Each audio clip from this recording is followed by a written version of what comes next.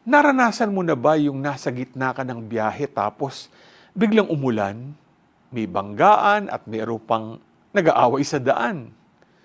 Tapos ang ginawa mo na lang ay nagdasal ka para kumalma ka kahit nasa gitna ka ng magulong mundo.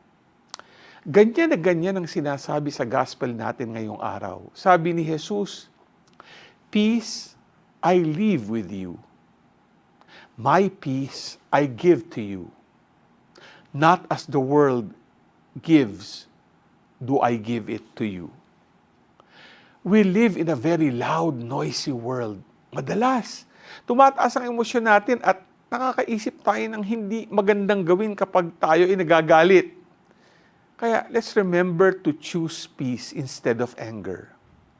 Kapag nagagalit ka, pray and ask for Christ's peace.